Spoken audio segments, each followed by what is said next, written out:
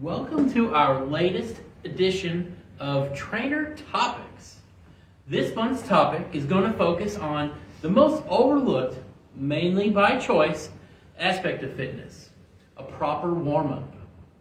We're going to hear the pros of following a program that is MAD and the cons of utilizing a singular approach like a treadmill to walk on. This month we're going to welcome our participants, Program Manager Neil Childress and Health Fitness Professional Zach Sevastakis. All right, welcome fellas.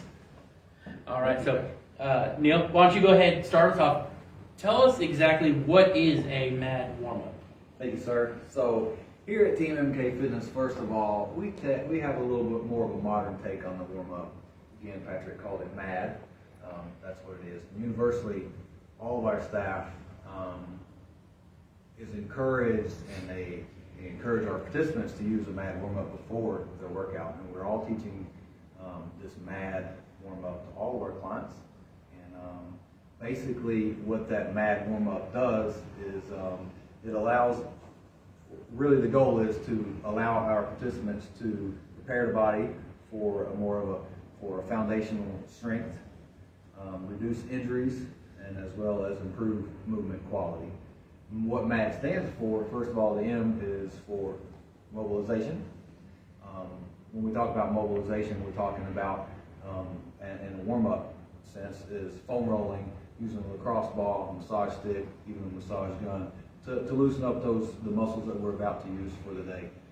The A stands for activation, and this means we're activating those same muscles or muscles that your trainer has identified as problem areas for you.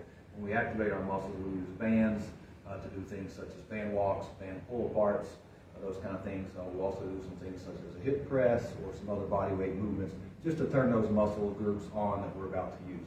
The last part is dynamic. What that means is to move dynamically prior to our workout. Usually it's a series of movements or one big movement that requires us to use some function in our body and maybe even some balance in multiple muscle groups. And that's our final little call to the body to get woken up and ready right before the workout. Okay. So why is this MAD approach most beneficial to us? Yeah, I already mentioned some of the things around preparing the body for foundational strength and reducing injuries and stuff, but mainly we're mobilizing some restricted areas. We're also activating some underactive areas, and then probably last finally is kind of allowing the body to function more efficiently during the workout. I mentioned that final tune-up of the dynamic section. All of it leads up to get our bodies ready for our workout.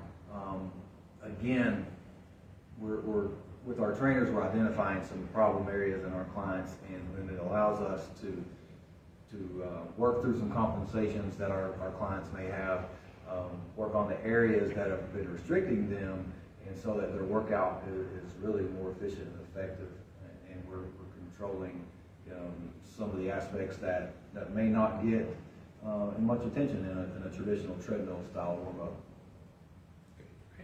So Zach, you're going to kind of give us the flip side of the coin here.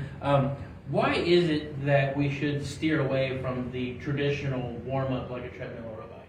Yeah, that's a good question, Patrick. So let's say like 8 to 10 minutes walking or maybe a light jog on a treadmill really falls under a general warm-up. So we do still see some like acute physiological changes that we want to see with the warm-up, right? So like increased body temperature, we start to elevate our heart rate, increased blood flow to the working muscles, right?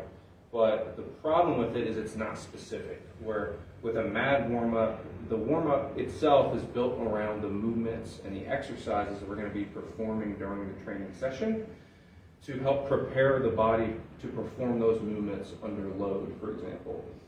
So let's say for one example would be like, let's say we're doing an upper body session, right? So like we're doing, like alternating, some horizontal, vertical presses and pulls, basic human movements, right? That 8 to 10 minutes on a treadmill really isn't going to prepare my body or anyone's body to do those kind of movements. So it really just comes down to specificity. All right. Well, as we talked about in the last episode, when it comes to fitness, there are so many articles out there and ways of doing things. What we want to do is we want to inform you of the best possibilities for you. So to find out some more information about MAD workouts and why it's going to be beneficial for you, track down one of our staff members, ask the questions. We are always here for you.